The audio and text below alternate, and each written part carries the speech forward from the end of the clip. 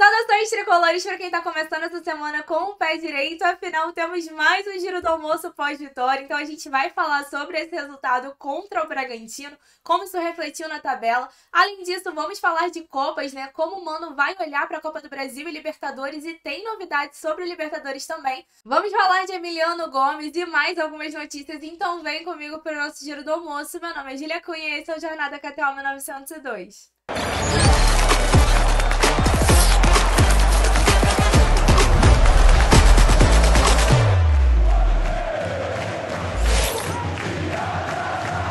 Com esse resultado de 1-0 sobre o Bragantino, nós chegamos aqui com mais uma vitória, mais um jogo sem tomar gol. E eu acho que o mais bacana até nisso tudo, né? A gente sofreu uma pressão do Bragantino, sim, principalmente no segundo tempo, mas ainda assim a nossa equipe conseguiu se organizar para poder administrar o resultado e trazer essa vitória para casa, que marca não só a terceira vitória consecutiva, mas a segunda vitória fora de casa, o que era, sim, uma grande preocupação, né? O Fluminense não vinha conseguindo bons resultados em casa, quem dirá fora no Campeonato Brasileiro, e no Campeonato Brasileiro do ano passado inteiro nós só conseguimos 3 vitórias fora de casa, e agora com o Mano Menezes a gente já acumula a segunda vitória fora de casa numa sequência que vem sendo bastante positiva, né? E principalmente o quanto a vitória fora de casa é importante nesse momento da tabela em que a gente tá. A gente perdeu muitos pontos bobos dentro de casa e inicialmente quando a gente imaginava em fazer esses resultados fora de casa, era muito difícil de ver o Fluminense fazendo isso dentro do Campeonato Brasileiro. E o Mano vem conseguindo fazer essa equipe conquistar pontos tanto dentro do Maracanã como fora. Pra gente destacar alguns jogadores, eu vou começar falando do Kevin Serna, porque eu gostei bastante de ter visto o Mano colocando o Kevin Serna já no segundo jogo dele como titular.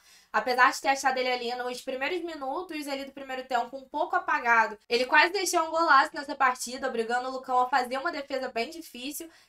Acho que apesar de não ter sido ainda a atuação que eu esperava dele, pra mim tende a melhorar nessa sequência, mostra que vai ser muito importante nesse momento. E eu acho que o fato do Mano ter colocado o Kevin Serna já como titular nesse segundo jogo também reforça a situação de que mudanças estão acontecendo. Ainda que a gente tenha pouca paciência para jogadores que estão recebendo oportunidades como titulares, por exemplo, o próprio Martinelli, que acho que depois desse jogo é tendência o Nonato assumir a titularidade, pelo menos nesse momento em que o Alexander não pode entrar em campo por questão ali de ter sentido a coxa. A gente não sabe se ele já vai estar disponível para a próxima partida. Mas reforça um pouco a situação de como essas mudanças estão acontecendo, ainda que pra gente elas demorem um pouco. E outro jogador que merece destaque é o Antônio Carlos. Acho que mais uma vez fez uma partida segura. Sem sombra de dúvidas, o fato dele estar do lado do Thiago Silva faz toda a diferença também.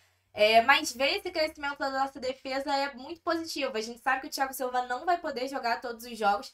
Então a gente já tem visto aí seguidas partidas do Thiago Santos muito bem. Agora essa partida, mais uma vez uma partida segura do Antônio Carlos. A gente ainda não teve a oportunidade de ver o Ignacio, mas esse crescimento da nossa defesa é bem positivo para a sequência. O Renato Augusto vai ficar aqui como uma crítica, porque eu tive bastante dificuldade de entender a ideia do Mano Menezes quando colocou ele no meio-campo, porque sim, a gente precisava dar mais volume no meio-campo, até pela marcação do Bragantino que estava muito acertada, a pressão que eles estavam fazendo.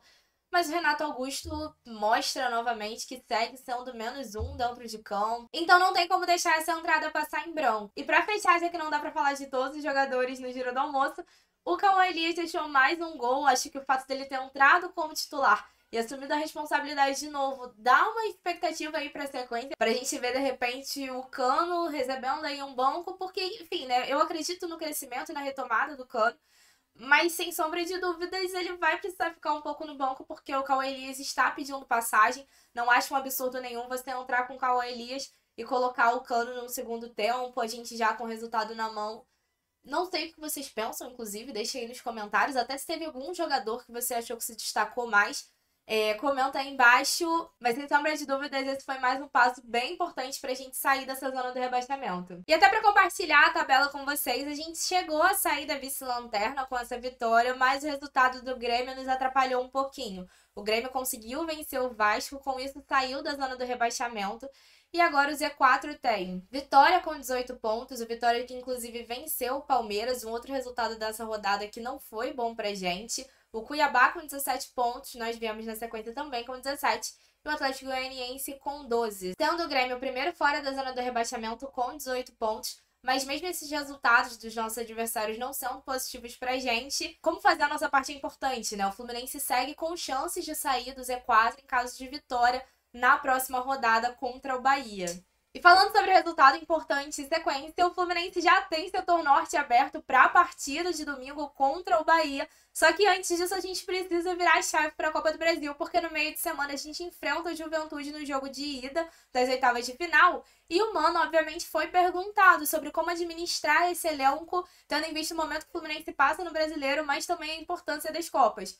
E ele falou de como no Brasileiro a gente depende de uma performance constante, superior à dos nossos adversários, e nas Copas a gente olha apenas para 2 jogos contra um adversário só por etapa. Então ele vai precisar sim administrar as entradas dos jogadores pensando na prioridade do Fluminense, mas que ele confia também no elenco que tem e nos jogadores que não estão entrando agora, mas que vão ser importantes para esses jogos. E ele considera que sim, o Fluminense tem capacidade de enfrentar tanto o Juventude pela Copa do Brasil como o Grêmio pela Libertadores, ambicionando passar desses confrontos. Achei uma fala bem importante, né? É normal que num momento como esse os técnicos deem aquela não, são confrontos difíceis e tudo mais. Ele não subestimou, mas falou que confia na equipe para isso. E acho que outro ponto que vale destacar na coletiva, mas que é um ponto negativo, é que, segundo ele acredita que o Marquinhos vai ficar aí alguns jogos fora por conta de ter sentido nessa última partida.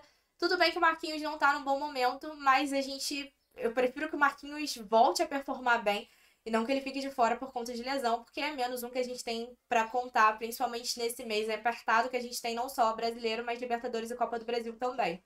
Agora, se você tá gostando desse vídeo, é claro que eu vou pedir pra você deixar o seu like e mostrar que você curte nosso Giro do Almoço aqui no Jornada. E vamos falar sobre Emiliano Gomes. Emiliano Gomes é o atacante do Boston River que teve seu nome associado ao Fluminense na semana passada. A gente chegou a falar sobre ele aqui no nosso Giro do Almoço. A imprensa uruguaia havia sinalizado o interesse do Fluminense do jogador, até a informação que havia sido publicada pelo Bambino Etigoy era de que o Fluminense havia avançado na contratação do jogador, mas saiu informação nova do Mateu Gonzalez, que cobre o Estudiantes de La Plata, dizendo que o jogador será o novo reforço do clube argentino. Bem, a gente já não tinha muitas informações sobre o interesse do Fluminense, mas essa possibilidade dele ir para o clube argentino talvez seja um sinal de que a gente não precisa criar muitas expectativas em cima do jogador. Agora eu vou pedir para você se inscrever no Jornada se você gosta de estar sempre bem atualizado sobre o Fluminense e vamos para algumas notícias rápidas. Ficou confirmado que a partida do jogo de ida entre Fluminense e Grêmio pelas oitavas de final da Libertadores vai acontecer no estádio Couto Pereira, em Curitiba. Lembrando que esse jogo está marcado para o dia 13 de agosto, às 7 horas da noite. E está acontecendo nesta segunda-feira, na sede das Laranjeiras, a Assembleia Geral Extraordinária para formalizar a criação da empresa que vai gerir o Maracanã. Para quem quiser e puder ir votar, a votação vai estar aberta até às 18 horas. O Fluminense até divulgou a imagem de como está o Salão Nobre das Laranjeiras. E bem, a gente falou sobre esse assunto na sexta-feira. Se você quiser entender um pouco mais para que serve essa votação e o porquê ela é importante, você pode conferir o nosso Giro do Almoço da sexta-feira. E para fechar o nosso giro, deu de fato tudo certo com a transferência do Calegari para o Famalicão. Ele já foi apresentado no clube português. Então tudo certo, o Calegari foi emprestado. Bem, esse foi o nosso Giro do Almoço de hoje. Espero que vocês tenham curtido. Mais tarde tem Giro do Jornada presencial no Parque Shopping, para quem puder estar lá presente. Para quem não puder, a gente acompanha aqui do YouTube. Eu espero vocês amanhã, 1h da tarde, para mais novidades sobre o Flu. Saudações tricolores!